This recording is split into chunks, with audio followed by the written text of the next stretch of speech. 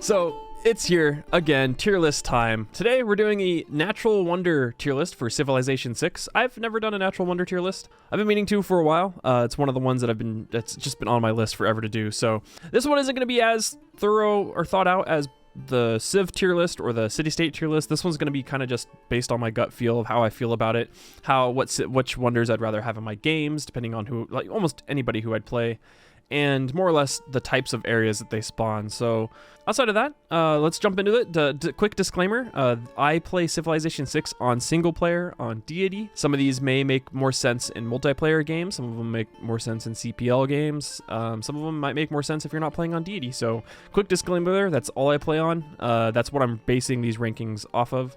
So they may differ from your own rankings. Additionally, if you've been enjoying my tier lists and have been liking the Civ content, consider subscribing to the channel. It's free, and it's one of the easiest ways to actually support the channel. Also come check us out at twitch.tv/boesthius, where I stream every week, Monday through Friday, where I'm streaming Civilization 6. Sometimes I stream some other things, but Civilization 6 mostly. I stream Monday through Thursday at 12 p.m. and Fridays at 2.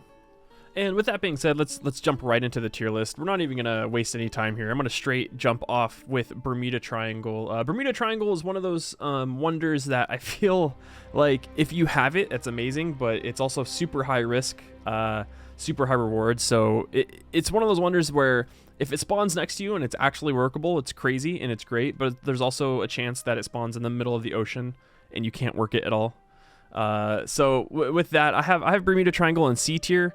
I feel like I said, it could be amazing. You could have a coastal city with multiple +5 science tiles, or you could have a wonder in the middle of the ocean that just yeets your boat to a different area, like a landlocked area. So there's really high chance for it to be amazing, but there's also a lot of chance for it to go wrong. And if you are unaware what Bermuda Triangle does, it gives you +5 science to adjacent tiles. You also get I think it's called Mysterious Currents promotion to your naval units, which gives you +1 movement, and it also yeets your boat into oblivion, which it says random location, but it chooses one location on the map, and then every time you go move a boat or move a unit into Bermuda Triangle, it sends it to that exact same spot. So I feel like C is pretty okay for Bermuda Triangle, because more often than not you're not going to be able to work it, and if you are, it's going to be like one tile. So Bermuda Triangle, have it straight into C tier.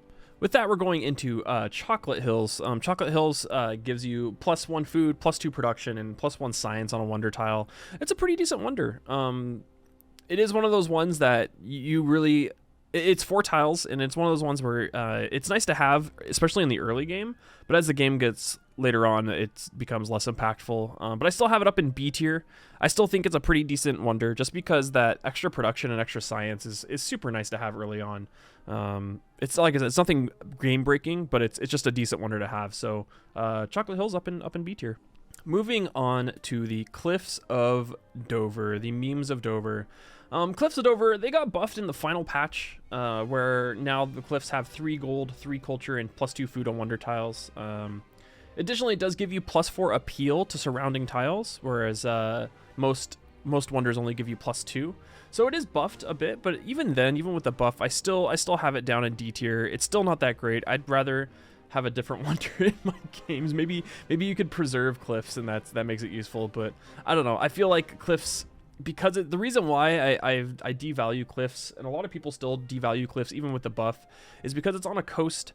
If you're settling on a coast, you have limited tile space to put districts down, to put workable tiles down, and the fact that you can't work Cliffs of Dover makes it really makes it less valuable than the majority of other wonders, and it takes up 2 big tile spots. And more often than not, when you are settling on a coast, it kind of ruins your districting area, and it makes it not worth having. So Cliffs of Dover, I have it as a D tier. It's better than F than it was before, but it's still, I don't know, it's still not that great to have. Crater Lake, +1 science and +5 faith on the tile itself. It's a 1 tile wonder. It's okay.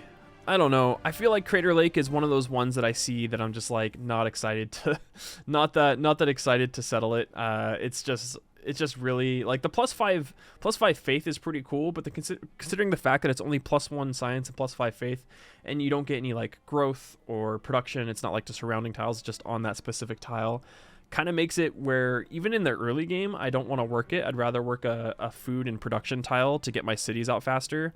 Now, if you have a super, like really, really good tiles surrounding it, you know, maybe you have a like 2 food, 3 production deer, or like a 3-2 bananas tile nearby, or a good spices tile nearby. You can work that and work this while you're growing your city. Then it's kind of useful. But more often than not, I find Crater Lake in positions where you just rather work the tiles around it than Crater Lake itself. So with that, I still have Crater Lake down in D tier. It's a good wonder. It's an okay wonder if you want to. I don't know. Actually, I don't know if I say okay wonder. It's not that great. It's not the worst. There are worse wonders, but it's still not that great. So D tier for Crater Lake. Speaking of other awful wonders, we have the Dead Sea, and that's also in D tier. Dead Sea, these lake wonders generally are not that great. The Dead Sea, you get +2 faith and +2 culture on surrounding wonder tiles, and units that are part. If you have a unit that is healing right next to it, instead of taking the full time to wait and heal, the unit gets healed immediately. This one is a little bit better than Crater Lake, only with the fact that the Dead Sea gives tiles around, gives adjacent tiles around it that yields. But more often than not, man, Dead Sea, just like the spawns that you get with Dead Sea are usually so awful. They're in like the worst spots, terrible tiles around it.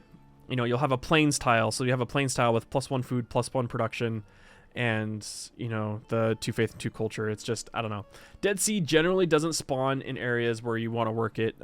It's a cool idea and concept, especially with the healing. You know, it's nice for domination games where if you are attacking it. I actually have had a game where I think I was fighting into Nubia, and they had the Dead Sea, and I was attacking into Nubia, and I just parked my vampires, which is really nice because I didn't have any tiles to pillage. Just parked my vampire for 1 turn on next to Dead Sea, and it was full health on that turn, or the next turn. So it can be useful in those situations, but more often than not, there's just better wonders to have. So Dead Sea, D tier. I think that's fair.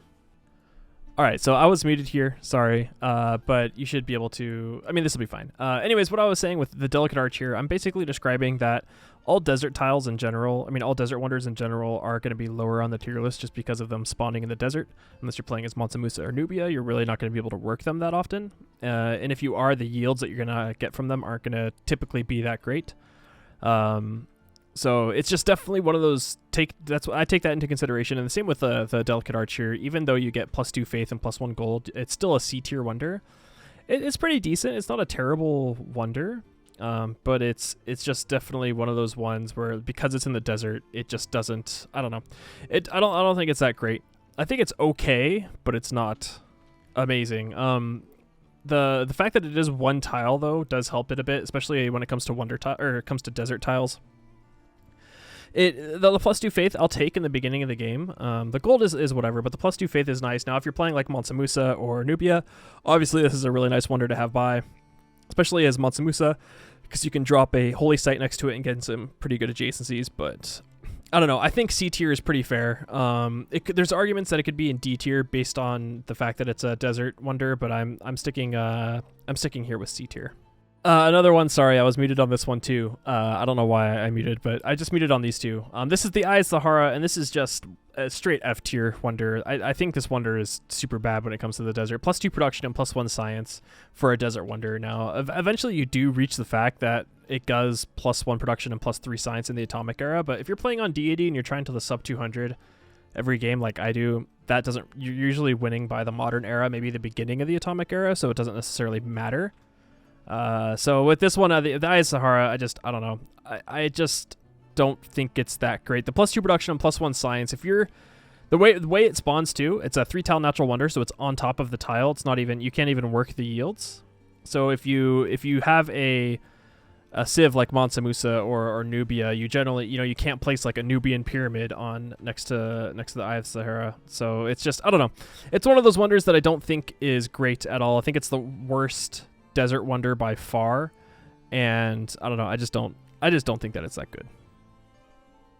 All right, moving on to the Icelandic volcano of, I know I'm gonna butcher this. I tried looking this up, and I apologize, but I believe it's pronounced Eyjafjallajokull. somewhere around there. I'm sorry, but I'm just gonna call it the Icelandic volcano for now. But with that, I have it up into B tier. It's a pretty decent wonder. It gives you +2 gold and +1 culture for adjacent tiles. Sorry, +2 food and +1 culture to adjacent tiles, which is pretty nice, especially in the early game when you're generally finding this volcano in tundra tiles. That +2 food is pretty huge. Plus, it will erupt and it could gain you even more tiles, but more yields. But the +2 food and +1 culture early is really nice to have, especially on early game tundra tiles.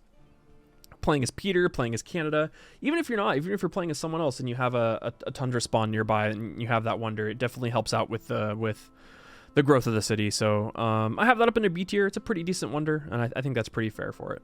All right, and with that, moving on to the Fountain of Youth. The Fountain of Youth is a decent wonder. It's another one of those ones that kind of struggles. Well, not struggles, but has the same situation as Crater Lake does, where it's a one tile wonder. And I generally would not want to be working the wonder than the tiles around it.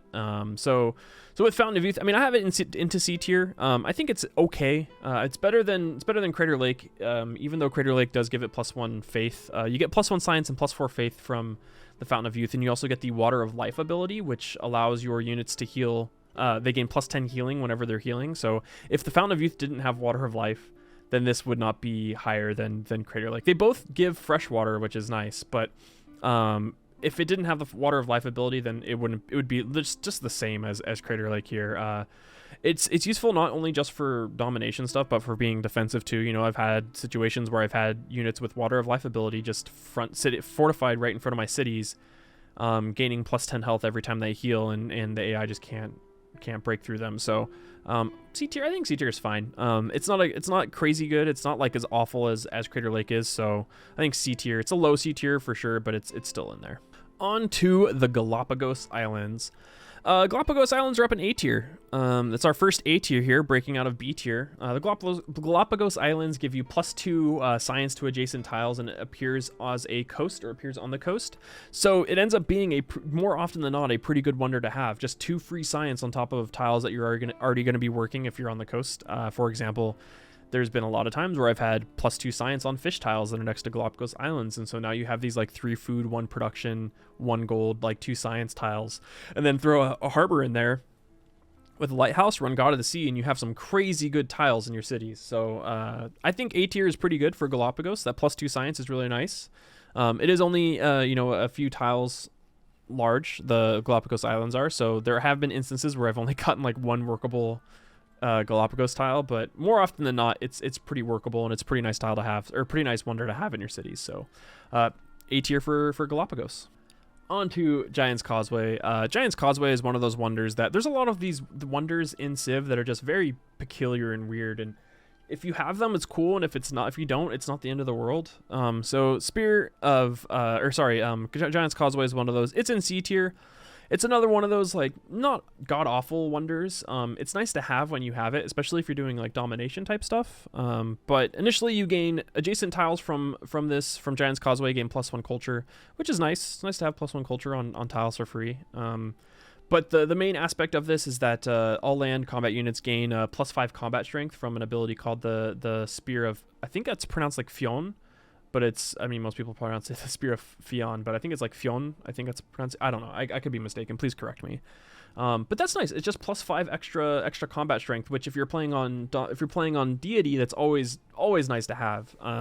So you put your units next to it, gain the ability, and then you can go and defend yourself or attack as you will. So it's an okay wonder. It falls into the category of these ones where it's like if you have it, it's nice. Aside from Bermuda Triangle, which is like super high risk reward type situation. But if you have these here, it's nice. But if you don't, I mean, it's not the end of the world. Whereas like these ones down here, it's like, do I really want to have these wonders in my city, especially if I'm not building like a holy site? So, Giant's Causeway, C tier, that's fine. With that, we have Gobustan here. Gobustan is one that I actually struggled with a little on placing. I've been going back and forth, and I think I just ended up with it being in C tier. With Gobustan, you gain +3 culture and +1 production on its own tiles. It is another wonder where it's not on adjacent tiles, it's just on the tiles of the wonder itself, kind of similar to Chocolate Hills.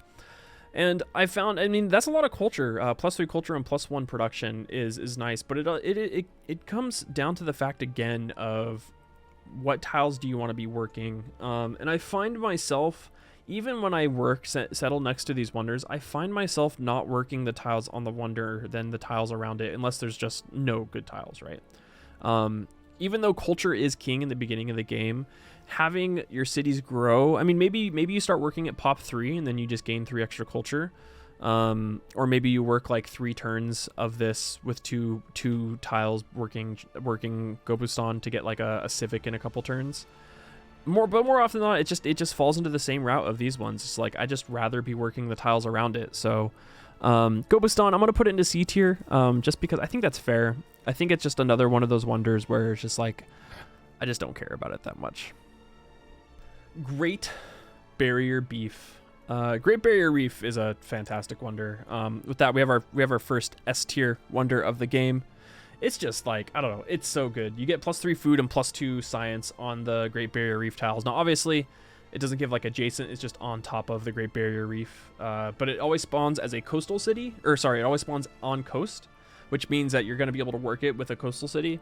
And you just throw a mausoleum in that city. You don't even need to get Maz, you can, but if you just get a harbor with, you know, with a seaport and everything inside of it, it turns into a fantastic wonder for you. The fact that it also like 3 food on top, like you can work it early on with 3 food and get your cities to grow really fast.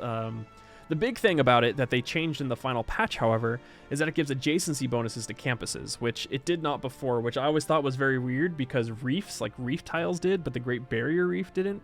So I'm glad that they did that to change it to keep it thematic, keep it the same thematically with regular reefs. So the fact that it does that, gives adjacency bonuses to campus as well, it makes it a great wonder. So our first S tier up here, Great Barrier Reef, it's a great wonder to have.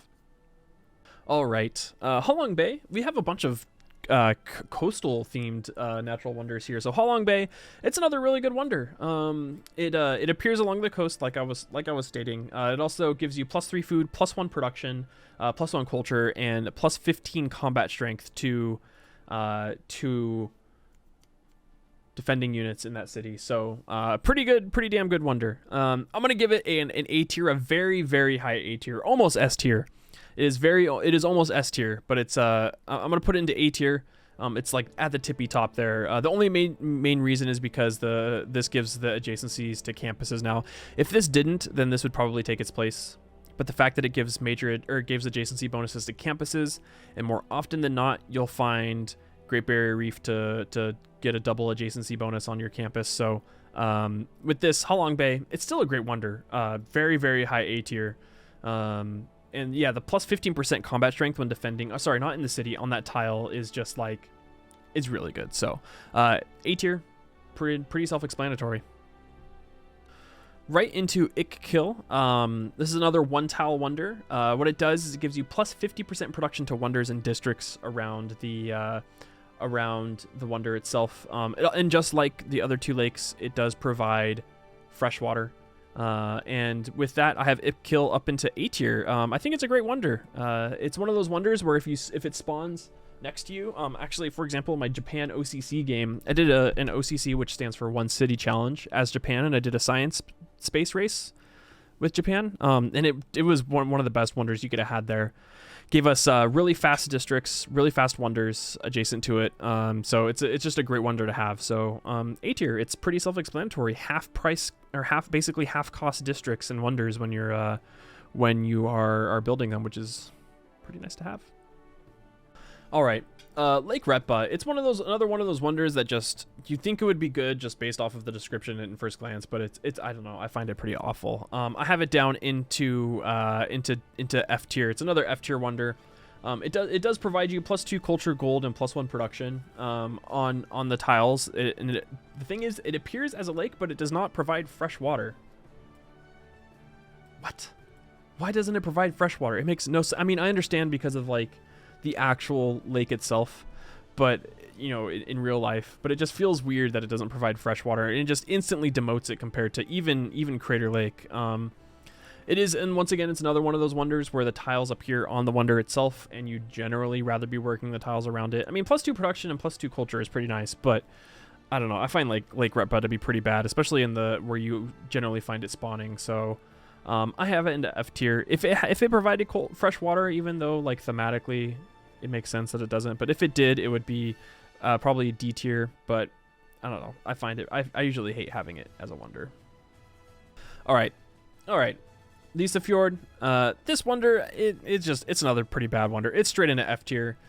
I don't know. I've never enjoyed it, even when I'm doing naval dom stuff. I mean, even when I'm doing naval dom stuff, I never get it. But it gives your naval units the next promotion, or a free promotion, basically, whenever you enter the adjacent tiles, which is nice. Free promotion's cool. But it only gives you +1 production to adjacent tiles, which I usually find isn't that beneficial for this wonder.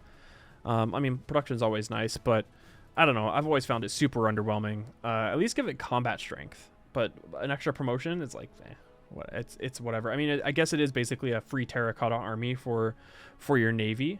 But I mean, compared to other wonders that give you way more benefits for having them, I generally don't think that's great. So, down F tier. You'll find no other arguments for me about that. Mato. This one was another one that I struggled to place because I wasn't sure if I wanted it. I wasn't sure like how good I thought it was. Even I've played it. I've had a lot of games with this wonder, surprisingly. But I threw it into B tier. I felt B tier was pretty fair for it to be Mato gives you +1 faith in production to adjacent tiles, and it is only a 1-tile wonder, so you'll have 6 tiles around it that have +1 faith in production, unless it's somehow magically next to a mountain. I find tiles more often than not give you surrounding yields for free are higher rated usually. And this one, because of where it usually spawns in grassland next to like hills or even just flat grassland tiles. The +1 production faith is really nice to have on those tiles. So decent wonder, B tier. You can also throw holy sites or whatever next to it, and it's always nice. But Mato is since it only takes up 1 tile, it's a pretty nice wonder to have.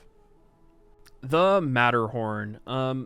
This is, like I said, I did actually struggle placing some of these wonders here because some of them only give you +1 yield to surrounding tiles, which is like, it's nice to have, but it's also, I don't know. It just feels a little weird. But with Matterhorn here, I threw it into B tier as well. Because it wouldn't feel fair to put Mato next to it, or Mato into B tier and not have Matterhorn in there. What it does, it gives you +1 culture to adjacent tiles, and also any land combat units that move next to it, they ignore, I believe it's called, they just gain swiftness, so they ignore hill terrain for the rest of the game, which is especially if you have this early as a scout, that's really nice to have. That's very, very nice to have. But +1 culture next to adjacent tiles. More often than not, you're going to have hill tiles next to Matterhorn since it spawns near mountains.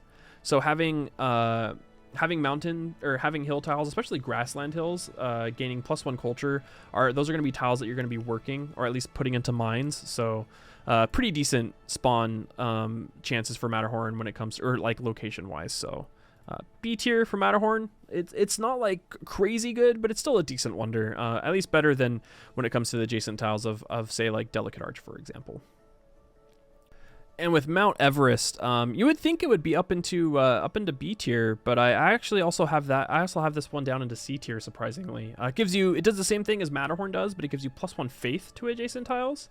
And your religious units it does the same thing, but for religious units, they ignore hills for the rest of the game as well. So I find this a little bit less important than Matterhorn, mostly because +1 culture is more important than +1 faith in the early game. Even though +1 faith does get you to your pantheon faster, +1 culture basically halves your civic cost for the first couple civics, or at least thirds it. So I find culture a little bit more important than the extra faith off of that Mount Everest gives you. Plus the hills, being able to scout and go through hills is like way better than just being able to get it with your religious units. So I find this a little bit more useful than Mount Everest, even though they're basically the same thing, just culture compared to faith. So I think Mount Everest in C tier is pretty fair. I can see an argument it being up into B tier since it's kind of identical to Matterhorn, but I'm gonna throw it into C tier. I think that's where it belongs for me, at least. And then we're moving on to Mount Kiliminjaro. I really like this wonder. I think this is kind of one of those sleeper wonders that people don't really think about. And I have it into B tier. It does act as a volcano, and it provides +2 food for your tiles surround it. It will explode and it'll give you low yields, and it'll only really damage your improvements. So it's usually fine to settle next to it compared to Mount Vesuvius, which we will get into later. But I think this is kind of one of those sleeper wonders that people don't really think about. The amount of yields that you can gain from the city are pretty nice compared to the low amount of damage that you'll receive. And then just throw Liang in there. It's a good wonder to have. So I think Kilimanjaro into B tier is a pretty good placement for it. That's where I enjoy having it in my games. So yeah, B tier. On to Mount Roraima. Mount Roraima is one of those wonders where I think up until the next, I think it's the next two the wonders a couple after this one came out, it was one of the best wonders in the game. But I have it into A tier. I don't think it's S tier anymore. I used to think it was the best one, like one of the best wonders in the game to have for sure. But Mount Roraima gives you +1 faith and +1 science on surrounding tiles. And once again, continuing with the theme of wonders giving you adjacent tiles, adjacent tile yields being pretty high. +1 science and +1 faith is pretty nice to have. More often than not, it'll spawn next to grassland and plains, and there have been multiple times where there's been horses or wheat or whatever next to a Roraima tile. So you're gaining, especially with wheat, you gain +2 food, +1 production, +1 science, and +1 faith. Very nice tile to be working early on if you go animal husbandry first, which more often than not I've been going a lot lately. You can find horses next to Roraima, which gives you +2 food, +2 production, +1 science, and +1 faith. Very good tiles to be working early on. So Roraima, A tier. It appears in a weird diagonal shape, which is, I also like it too, because it means you can usually settle a couple cities around it. So yeah, A tier for Roraima. Good wonder to have. All right, and on to Mount Vesuvius. This is, I was just mentioning it in talking about Mount Kilimanjaro.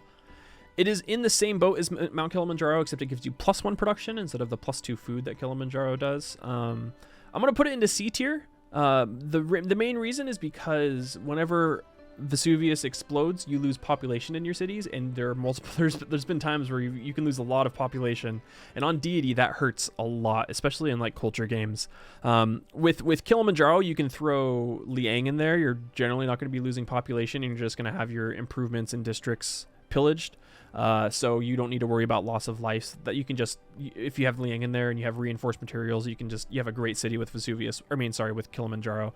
Whereas with Vesuvius, you have a population of like having your city, especially early on, which hurts a lot. If you have a 4-pop city and it drops you down to 1 population, you might as well just restart. You can gain insane yields from this, but I find that it's more often not worth it than when you have the massive amount of population loss. So I think C tier is fine. It's another one of those high risk, high reward wonders, just like Bermuda Triangle is. Whereas in this one actually has risk. So I put it into C tier for Mount Vesuvius. And on to Paititi, another one of the best wonders in the game, straight into S tier. It's a great wonder. This was introduced during the Grand Columbia pack and part of the New Frontier Pass, and it's so good. +3 gold, +2 culture on adjacent tiles, and then all of your international trade routes receiving +4 gold on them it's a great wonder. There's been so many times where I've spawned next to Paititi and I've have like a 3 food tile, like I'll have rice, and it'll be like a 3 food, 3 gold, 2 culture tile, and you're like, well, that's the tile that I'm working for the rest of the game. It's just a great tile. Plus maybe like horses or cattle on next to it as well. I don't know, it's such a good wonder. The +4 extra gold on international trade routes too is just really, really good. I don't know if there's much else to say about Paititi. It's such a good wonder. It starts you off very strong in the early game. It's S tier. I don't think anyone else is going to argue that. Paititi in S tier. With that, we have Pamukkale. I'm just going to throw it right into D tier. This wonder is very niche. It's not great. It does provide amenities, and since amenities were buffed, I think if amenities did not get buffed last year, this would not be into D tier. It'd be straight into F tier. But it provides +1 amenity, and it gives you additional amenities if it's adjacent to an entertainment complex. It does give you like major adjacencies to theater squares and commercial hubs. It only gives standard to holy sites though. It provides fresh water, which is nice, but I mean, this one, I don't know. I find myself not wanting to. You don't really want to build entertainment complexes that much, anyways, unless you're building Coliseum. You can get some crazy adjacencies with like an entertainment complex theater square in the little nooks of Pamukkale, but I don't know. I find it in theory is great, but in practice is not that great. So, D tier. I don't know. It's just not a great wonder. All right, onto the Pantanal. Pantanal. I'm not sure how to pronounce that. Please correct me if I'm wrong. But it gives you +2 food and +2 culture. And with that, I also have it into B tier. It's very similar to Chocolate Hills in that it's a 4-tile wonder. The yields are on top of the tile. So it's just one of those ones where are you going to want to work it? And this one, it's fine. Yeah, like I don't mind working it. It's got 2 food and it's got 2 culture. Now, if there are better tiles, if there's like a 2/2 production tile, I'm not gonna work the Pantanal first. But it's still a decent tile, so I have it up into B tier. It's just a good wonder to have. Nothing great, nothing god awful either. So just straight into B tier. And then moving straight into Piopiotahi. This is another one of those ones that I actually kind of struggled to rank.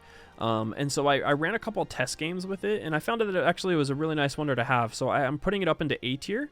If you're unaware what it does, it gives you +1 culture and +1 gold to adjacent tiles, which is really nice to have early on. +1 culture and adjacent and gold in tiles is like early game, since it is going to be a coast. It is going to spawn on coastal areas, but the tiles around it are going to generally be, at least that I found in my test games, the non-coastal ones are going to be grassland hills. So you'll have like a 2/1 tile to work with extra culture and gold, which is really nice to work. You can end up working those pretty early on. So I have it up into A tier. I think it works out pretty well for a wonder. It's very kind of similar to like what Roraima does, but for adjacent to a coast. Sahara el Beyda, another desert wonder. I have it down into D tier. It's a 4-tile wonder. I don't know. It gives you +1 gold, +1 faith.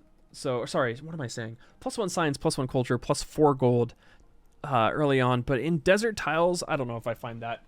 I don't know. It's just one of those wonders where more often than not, I find myself not caring that I have it in my games. Especially since the fact that it takes up 4 tiles is just, I don't know, it's a pretty big wonder to not give incredible yields. I find most desert wonders not amazing. I feel like there should be, why are there no desert wonders that give food?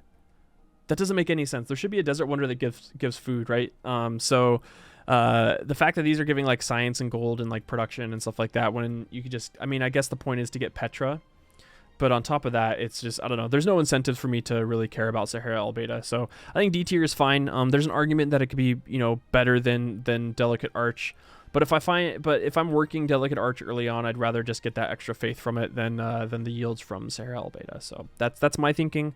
There is an argument that it could just be up here into C tier, or even Delicate Arch could be down here into D tier. That's kind of how I felt. This is how I feel about the wonders though. So that's where I have it.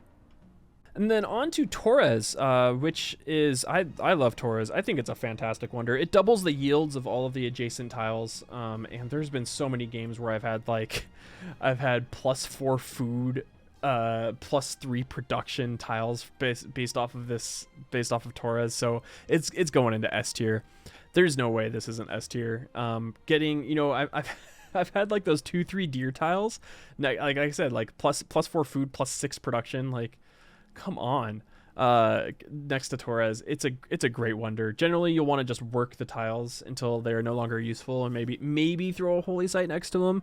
But more often than not, I just want to work them. So I think Torres being an S tier is kind of a no-brainer. It's just such a good wonder. So Torres is going straight into S tier. Tsingy. This is one of those wonders where I felt. I still don't feel the greatest about my placement of it. I have it in B tier. I might move it down mid talking about it. I think B tier is fair for it. It gives you the +1 culture and science to adjacent tiles. I more often than not find this spawning in the tundra, which is why I'm like, do I really want to put it into B tier? But I mean, that's +1 science and culture, which is good to have on even on if you're playing in a tundra game, you're more likely than playing like Peter or Canada, right? Which in both of those cases, they gain extra benefits from being in the tundra. So that's my thinking of it, is that if you're going to be working this, you probably have ways of skirting around the goal or the growth in production issues. So that's where I have it. I have it up here in B tier. There's a very, very good argument that it could be lower. So I mean, that's where I have it, is up in the B tier. Speaking of tundra wonders, we're going to go into Ubsunur Hollow. This one I think is kind of a debate when it comes to wonders. It's a 4-tile wonder. It gives you +2 faith, +1 food, +1 production, I think. Let me look at +1 production. And like I said, I think it's kind of a bait. It's not a bad wonder, but it's not amazing either. So I have it here in C tier. There's only been a couple games where I've really found this to be super useful, and that was a Peter science game. But even then, since it takes up 4 tiles, it takes up a lot of real estate for not like incredible yields, and the fact that you can't even work the yields either. So, yeah, I think there's very much a lot of arguments to be made to like swapping these two, or maybe putting them in the same tier. This is how I felt about Ubsunur Hollow when I play it in my games. It's another one of those wonders where I'm like, oh, okay, I'll have it. But if it's not in the game, if I don't have it next to me, then I'm like, I feel like I'm not really missing out on anything. All right, on to the last 3 wonders here. The final desert wonder of Uluru. I think it's actually Uluru, if I'm correct. I believe it's pronounced Uluru, not Uluru. But like it is a desert wonder, and it's the best desert wonder, I think. Anytime I see it, I always want it in my games. Even then, it still only really eclipses a B tier. But it gives you +2 culture, +2 faith. The big thing about it also, it gives you +4 appeal to surrounding tiles instead of just +2. Cliffs also does that too, but I don't really care about it with Cliffs. With Uluru, I do, because I'll probably be national parking it with a Petra city, which gives it insane yields. So Uluru, the best of the desert wonders, still not good enough to be up into A and S tier, but I think B tier is just very, very fair for Uluru, sorry. To Yosemite. This is my favorite wonder in the game, but that's because I'm a biased Californian. I live in California, and I've been to Yosemite a few times, so I enjoy this wonder. So, but with Yosemite, I have it up into A tier. I find it more often than not a very, very good wonder to have. I don't think it is as good as having Paititi or Torres in the game, but Yosemite is still a great wonder to have, giving you +1 gold, food, and science to adjacent tiles. Just makes it the adjacent tiles to have really good yields, especially if you're working like horses on them or something along those lines. I mean, it's the same thing with like Roraima, right? I think it's better than Roraima. I think if this was split into A+, A-, A, this would be up into A+, and this one just would be A. But I think Yosemite is a great wonder. There is arguments that it could be made into S tier, but I think these 3 just give better yields or better benefits overall than Yosemite does. So I think A is great. I think it's a great wonder to have in your games. I love having it in the games just because it makes for good thumbnails. But it's also just a recognizable wonder. Yeah, Yosemite, A tier. And the final wonder of the game, which I believe it's pronounced Zanghye Danxia, but I mean, I'm sure that's like god-awful pronunciation, but I mean, I want to learn how to pronounce it, so please correct me in the comments. This one here is one of those wonders that is very, very specific to one victory condition and one victory condition only, and that is domination. So I'm going to put it into D tier. Because what it does is it gives you +2 great general points and +2 great merchant points if you own at least one of the tiles, but that's literally all that it gives you. It does spawn as a mountain next to mountains, so it's not really taking up any tiles that you want to like district around. But unless you're doing domination, even with the great merchant points, if you're trying to get great merchant points early, and that's a strategy that you're using, you're probably not really that worried about it early on, because most AI aren't going to be getting them early unless you're Mansa Musa. So I find that aspect, the great merchant point aspect of it, not crazy. The great general point is a lot better, which you'll find in my most recent domination video, my 30-second timer domination video, where I spawn next to this as Shaka. Getting those great generals early on is really, really useful. So this is a very pigeonholed wonder. I find that because it's so pigeonholed, it's in D tier. It does really well for what you want to do, which is why it's not F tier. Even though maybe these give, you know, yields, which could be argued that it's better, this one gives you like a very specific, okay, you're going domination, you spawn next to this wonder, you're gonna get a great general very, very early before even getting political philosophy, and so you can use that to your advantage. So I have that down in D tier. It could be argued that it's F, but I think it's just better than these because of how pigeonholed it is and what you want to do with it. So that's where I have it. All right, well, there you have it. Those are the final wonders here. This is the final rankings that I have for my wonders. There's a lot of arguments. I think wonders are a little bit more flexible than civs and city states when it comes to whether or not some things are better. Right? There are instances where wonders spawn in like really, really good locations, really good areas. Maybe the wonder spawns in an awful area where you can't work any of the yields, you know, like for example, Bermuda Triangle spawning in the middle of the ocean and you can't work it at all, which happens a lot. But with that being said, this is the final ranking that I have. If you agree with this ranking or if you think it sucks, let me know in the comments. Don't be a dick. Just be, you know, just tell me how you feel about it without being a jerk. You know, if you enjoy this type of content, consider subscribing to the channel, where I upload videos playing Deity Domination as well as other tier lists and tutorials and things like that. Not just Domination, sorry, Deity Civilization 6. And be sure to check me out on Twitch. I stream every Monday through Thursday at 12 p.m. and Fridays at 2 p.m. Pacific time at twitch.tv/boesthius. Where I generally stream Civ 6, but I am starting to stream some other things in there, including Crusader Kings, City Skylines, maybe other single-player games like Dark Souls, stuff like that. But I might start throwing in some speed runs into there too, but we'll see. But yeah, thank you guys for watching so much. I love doing tier lists, but I do love doing these types of videos, so I hope you enjoyed it, and I will see you guys in the next one. Bye! Bye-bye! Bye!